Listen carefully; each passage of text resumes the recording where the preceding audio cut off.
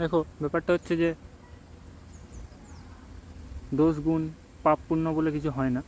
কারণ হচ্ছে যে তুমি যেটা করছো সেটা যদি অন্যের কোনো ক্ষতি করছে না, এটা সমতা বজায় রেখে করছে, তাহলে সেটাতে কেউ দোষ বলুক আর গুণ বলুক বা পাপ বলুক পুণ্য বলুক, সেটাতে কিছু যায় আসে না। কারণ যতক্ষণ না তুমি সমতা বজায় রেখে করছো, অন্যের ক্ষতি করছো না, যখনই তুমি সমতা বজায় রেখে কোনো কিছু করবে না, কারোর সাথে ক্ষতি হবে, তখনই সেটার বিরোধ আসবেই এবং সেটাই তখন দোষ বলে প্রমাণিত হবে। তাহলে যতক্ষণ না তুমি ক্ষতি করছো সেইটা বুঝে করছো, সব দিক বুঝে চলছো, ততক্ষণ না কিন্তু সেই কোনো জিনিসেই কোনো দোষ নেই, ক্ষতি নেই। তোমার জন্য যেটা ঠিক সেটা তোমার জন্যই ঠিক, অন্যের জন্য ভুল হতে পারে। তো এই জন্যই আমাদের কিন্তু বুদ্ধি বিবেচনা সেগুলোই কাজে লাগে, চলা উচিত এইভাবে আমাদের। দেখা হচ্ছে নিজেদের মধ্যে।